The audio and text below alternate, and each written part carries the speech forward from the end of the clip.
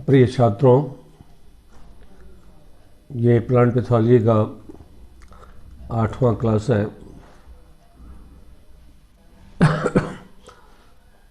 Class का video बनाने में कुछ विलम्ब हुआ। हो सकता है आपको कुछ असुविधा हुई हो।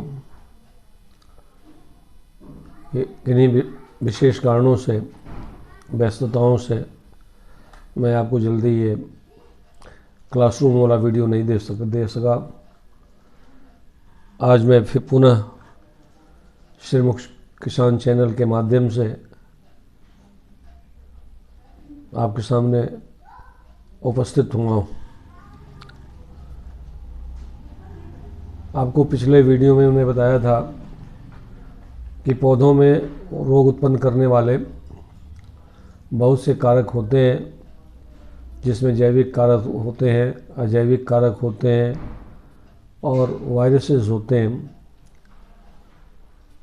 तो आज मैं अब उन कारणों के बारे में थोड़ा बताऊंगा, क्योंकि बिना कारण पहचाने, बिना उनको जाने आप उनका नियंत्रण भी नहीं कर सकते हैं। पौधों में होने वाली भी जितनी भी बीमारियां हैं, उनमें 75% बीमारियां केवल फंजाई से होती हैं।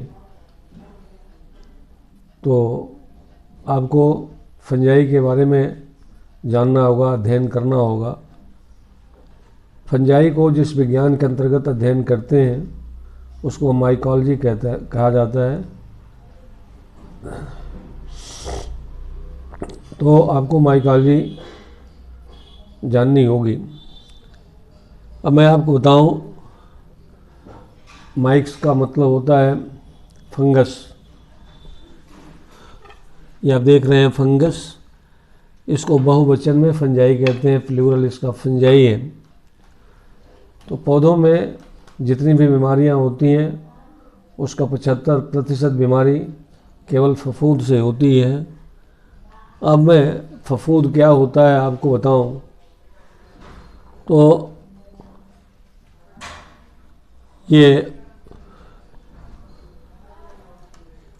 यूकैरियोटिक होते हैं। बच्चों, संसार में जितने जीव हैं,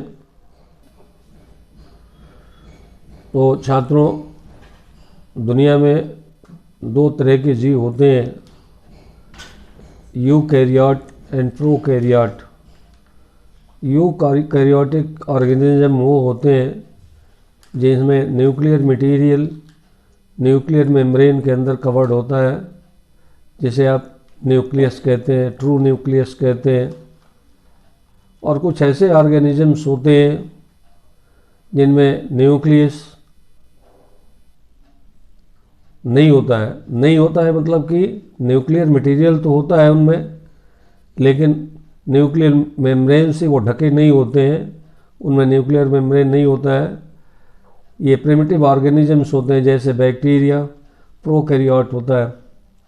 लेकिन ये फफूंद यूकैरियोटिक होते हैं, इनमें न्यूक्लियस स्पष्ट होता है, न्यूक्लियर मेम्ब्रेन के अंदर न्यूक्लियर मटेरियल होता है, यानी ये न्यूक्लियस साफ स्पष्ट रूप से दिखता है।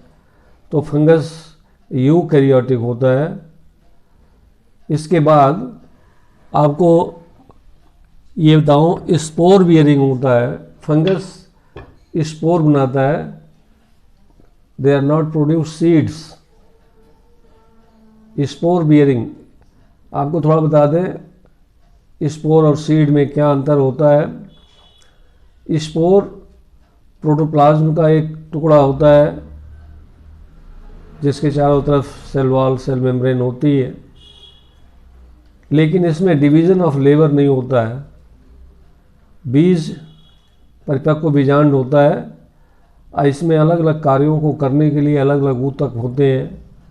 आप पढ़े होंगे बॉटनी में, बीज के भाग, तो वहाँ जो होता है सीड कोट होता है, कार्टिलेडन्स होते हैं, एम्ब्रियो होता है, एम्ब्रियो में जो है प्लीमूल होता है, रेडिकल होता है, रेडिकल से रूट और प्लीमूल से सूट बनता है। यानी पहले से वहाँ डिवीज़न ऑफ लेबर होता है, अलग अलग कार्यों को करने के लिए पहले से ही उसमें ऊतक मौजूद रहते हैं। लेकिन बीजाणु में इस तरह का डिवीज़न ऑफ लेबर नहीं होता है, इस तरह कोई चीज़ नहीं होती है। ये प्रोटोप्लाज्म का एक कोशिकीय या बहुकोशिकीय संरचना होती है जिसे हम बीजाणु कहते हैं। तो फफूंद हमेशा बीजाणु बनाते हैं, तो ये न्यूक्लिएटेड होते हैं यानी यूकैरियोटिक होते हैं, और बीजाणु बनाने वाले ऑर्गेनिज्म है फफूंद। इसके बाद मैं आपको बताऊं, दुनिया में दो तरह के जीव होते हैं, ऑटोट्रॉफ एंड हेटेरोट्रॉफ। कुछ जीव जो है अपना भोजन स्वयं बना लेते हैं, कुछ जीव अपना भोजन स्वयं बना लेते हैं, और कुछ जो है दूसरे के बनाए हुए भोजन पर आश्रित रहते हैं। तो जो अपना भोजन स्वयं बनाते हैं उनको ऑटोट्रॉफ कहा जाता है, और ये क्वालिटी केवल ग्रीन प्लांट्स में होती है जिनमें क्लोरोफिल होता है। ये स्वयं अपने भोजन का निर्माण करते हैं। बाकी जितने भी ऑर्गेनिजम्स हैं वो हेटेरोट्रॉफ होते हैं, यानी उनमें क्लोरोफिल नहीं होता है। तो फंगस भी एक क्लोरोफिलस होता है, फंगस में क्लोरोफिल नहीं पाया जाता है, अतः ये अपना भोजन स्वयं नहीं बनाता है, बल्कि ये दूसरे तरह से अपना भोजन प्राप्त करता है। या तो ये पैरासाइट होता है या तो ये सैप्रोफाइट होता है। तो एक क्लोरोफिलस का मतलब इसमें पर्णहरिम नहीं होता है, क्लोरोफिल नहीं होता है। तीसरा जो कैरेक्टर है इसका, generally reproduce sexually and asexually. ये लैंगिक और अलैंगिक प्रजनन करता है। छात्रों, लैंगिक प्रजनन आप पढ़े होंगे, मैं फिर बता देता हूँ। The reproduction resulting from fusion of two compatible gametes is called sexual reproduction. Asexual reproduction without any gametangial copulation, जो भी रिप्रोडक्शन होता है वो एसेक्सुअल रिप्रोडक्शन होता है। There is no sex organ, there is no plasmogamy और karyogamy. Sexual reproduction की एक और डिफिनीशन है, आप ध्यान से सुने। The reproduction performed by plasmogamy, karyogamy and meiosis is called sexual reproduction. ये मेयोसिस, प्लाज्मोगेमी, कैरियोगेमी एक डेफिनेट सीक्वेंस में ही होता है, आगे पीछे नहीं होता है। ये पहले मेयोसिस होगी, गैमीट बनेगा, फिर प्लाज्मोगेमी होगी, फिर कैरियोगेमी होती। तो ये जो क्रिया जिसमें होती है वो सेक्सुअल रिप्रोडक्शन है। जिनमें इन क्रियाओं का अभाव होता है वो एसेक्सुअल रिप्रोडक्शन है। आगे चलकर मैं जब किसी पर्टिकुलर फंजाई के बारे में बताऊंगा तो आपको सेक्सुअल और एसेक्सुअल रिप्रोडक्शन के अंतर मालूम हो जाएंगे। फंगस, छात्रों जरा आप फंजाई का डिफिनीशन सुन लीजिए। The group fungi includes nucleated spore bearing achlorophyllous organisms whose generally reproduce sexually and asexually, whose usually filamentous branched somatic structures are typically surrounded by cell wall containing chitin or cellulose or both of these. Some substances may be together with many others organic molecules. Fungi बीजाणु बनाने वाला एक chlorophyllous organism है। सामान्यतया ये लैंगिक और अलैंगिक प्रजनन करते हैं। इनकी शारीरिक संरचना तंतुमय होती है, शाखा युक्त होती है, और इनके चारों तरफ सेल वॉल होता है जो काइटिन का या सेलुलोज का या दोनों से मिलके बना होता है। इसमें और भी ऑर्गेनिक सब्सटेंसेस मॉलिक्यूल्स होते हैं। छात्रों, अभी मैंने आपको बताया कि 75% बीमारियां पौधों में फफूंद के द्वारा होती हैं। दूसरा नंबर जो होता है शाकाणुओं का होता है, जिसे हम बैक्टीरियम कहते हैं। इसका प्लूरल बैक्टीरिया है। शायद आप शाकाणु शब्द का इस्तेमाल न करते हो। बैक्टीरियम के हिंदी शाकाणु है। अब बैक्टीरिया कैसे होते हैं मैं बताना चाहता हूँ। Bacteria are microscopic. छात्रों पे लिस्ट काउंट पढ़े होंगे, तो हमारे स्वस्थ आँख की भी लिस्ट काउंट होती है। उसकी एक क्षमता होती है। लिस्ट काउंट किसी भी इंस्ट्रूमेंट की वो क्षमता होती है कम से कम कितना वो मापन कर सकता है। तो ह्यूमन बीइंग, हम हमारे और आपकी आँखों का जो क्षमता है वो 100 माइक्रोन है। हम नंगी आँख से 100 माइक्रोन से छोटी वस्तुओं को नहीं देख सकते हैं। छात्रों, लगे हाथ आपको मैं ये भी बता दूं, माइक्रोन एक लंबाई नापने की इकाई है जो मिलीमीटर का 1000वां भाग होता है। 1/1000 millimetre is equal to 1 micron. छात्रों, ये बैक्टीरियम माइक्रोस्कोपिक होते हैं और मैं बता रहा था कि एक स्वस्थ व्यक्ति के आँख का जो लिस्ट काउंट होता है वो 100 माइक्रोन होता है। 100 माइक्रोन से नीचे की वस्तु को हम अपनी नंगी आँख से नहीं देख सकते हैं। बैक्टीरिया काफ़ी छोटे होते हैं, ये नंगी आँख से नहीं देखे जा सकते। इसके लिए माइक्रोस्कोप की आवश्यकता होती है। चूँकि ये माइक्रोस्कोप से देखे जा सकते हैं, इसलिए इनको माइक्रोस्कोपिक ऑर्गेनिज्म कहा जाता है। दूसरा जो इसका कैरेक्टर होता है, ये हमेशा यूनिसेलुलर होता है, एक कोशिकीय होता है। इन सम केसेस, कुछ मामलों में कभी कभी बैक्टीरिया में कोशिकाएं आपस में जुड़ी रहती हैं और वो फाल्स फिलामेंट्स के रूप में दिखाई पड़ती हैं, जैसे स्टेप्टोबैसिलस बैक्टीरिया में। वो जब आप देखेंगे उन्हें तो आपको भ्रम हो सकता है कि ये सेप्टेट माइसीलियम है। वो माइसीलियम नहीं होता है, वो यूनिसेलुलर कोशिकाएं आपस में जुड़ी रहती हैं। बैक्टीरिया हमेशा एक कोशिकीय ही होगा, यूनिसेलुलर होगा।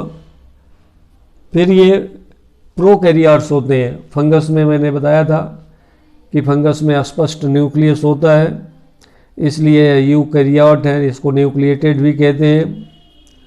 बैक्टीरिया में जो हेरिडिटरी मटेरियल होता है, जो डीएनए होता है,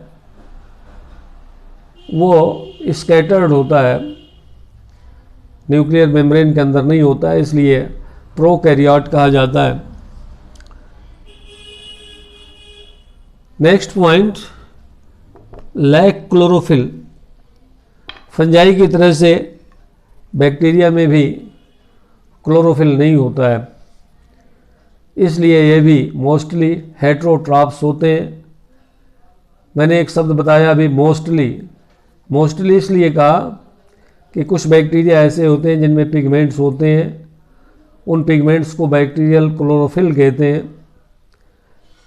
लेकिन हरे पौधे के फोटोसिंथेसिस में और बैक्टीरियल फोटोसिंथेसिस में एक मुख्य अंतर ये होता है कि बैक्टीरियल फोटोसिंथेसिस में ऑक्सीजन रिलीज नहीं होती है, और ये कुछ ही जातियों में बैक्टीरियल क्लोरोफिल पाया जाता है। तो सामान्यतया बैक्टीरिया एक क्लोरोफिलस होता है, क्लोरोफिल नहीं होता है। Next point, primitive nucleus lacking a clearly defined membrane के अंदर नहीं होता है। अभी बताया ही मैंने आपको, फिर मैंने दोहरा दिया कि ये प्रिमिटिव होते हैं, ये प्रोकैरियोट्स होते हैं और प्रिमिटिव भी होते हैं। फाइलोजेनी में ये बहुत नीचे होते हैं, इसीलिए इनको प्रिमिटिव कहा जाता है। आप फाइलोजेनी आप जानते होंगे, नहीं जानते हो तो जीवों का जो क्रमागत विकास है उसमें जो प्रारंभिक जीव होते हैं उनको प्रिमिटिव ऑर्गेनिजम्स कहते हैं। तो ये प्रिमिटिव होता है, इसके न्यूक्लियस के चारों तरफ कोई मेम्ब्रेन नहीं होती है, इन्वेलप के अंदर नहीं होता है। नेक्स्ट पॉइंट आप देखिए, 70S राइबोसोम होता है, ये सेडिमेंटेशन कोशेंट है। जब हम किसी बैक्टीरियल सस्पेंशन को सेंट्रीफ्यूज में डालते हैं तो जो सेडिमेंटेशन होता है वो 70S होता है। सेडिमेंटेशन कोशेंट बैक्टीरिया का 70S होता है। सेल वॉल इसका जो है फंगस से अलग होता है। इसका सेल वॉल पेप्टिकोग्लाइकेन म्यूरिन नामक पदार्थ का होता है, लिपोप्रोटीन होता है और लिपोपॉलीसैकेराइड्स होता है। और ये फंजाई से छोटे होते हैं। इनका आकार 0.5 माइक्रोन से लेकर 1 माइक्रोन तक की लंबाई होती है और 2 से 5 माइक्रोन तक इनकी चौड़ाई होती है। अलग अलग बैक्टीरियम का आकार अलग अलग होता है। छात्रों,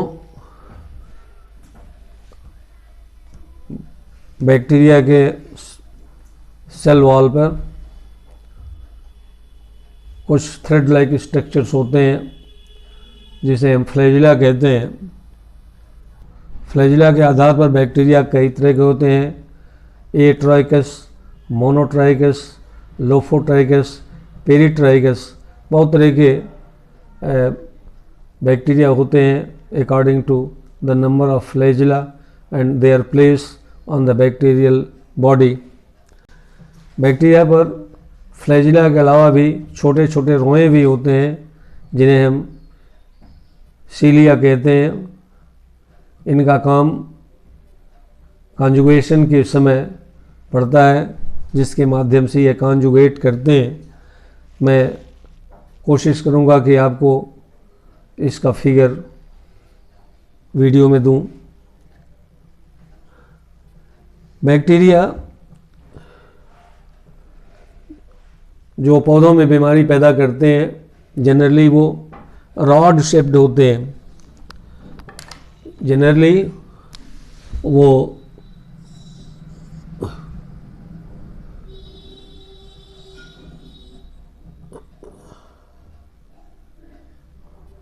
रॉड शेप्ड होते हैं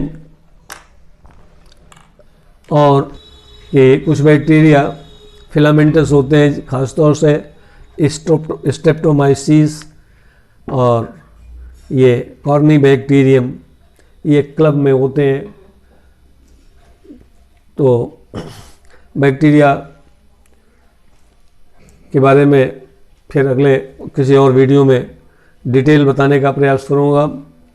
reproduction by binary fission and budding. Bacteria में जनरली सेक्सुअल रिप्रोडक्शन नहीं देखा जाता है। ये बैक्टीरियल सेल 2 भागों में बढ़ जाते हैं जिसको हम बाइनरी बराबर बराबर भागों में, ये जब बढ़ते हैं तो दोनों डॉटर सेल्स जो होते हैं वो लगभग एक दूसरे के बराबर होते हैं। इसे बाइनरी फिशन कहते हैं। और कुछ बैक्टीरिया में बडिंग होती है। छात्रों, आज का क्लास मैं यहीं कंक्लूड कर रहा हूँ। आशा है कि आपको मेरी बातें समझ में आई होंगी। यदि ना समझ में आई हों तो आपसे अनुरोध है कि आप मुझसे वीडियो में दर्शाए गए टेलीफोन नंबर पर व्यक्तिगत तौर पर बात करके आप अपनी शंकाएं दूर कर सकते हैं। मैं आपको बताने का प्रयास करूंगा। कमेंट बॉक्स में कमेंट भी निसंकोच करें, मैं उसका उत्तर देने का प्रयास करूंगा। बहुत बहुत धन्यवाद। आपने मेरे वीडियो को पूरा देखा और मैं उम्मीद करता हूं कि आपको काफ़ी लाभकर लगा होगा।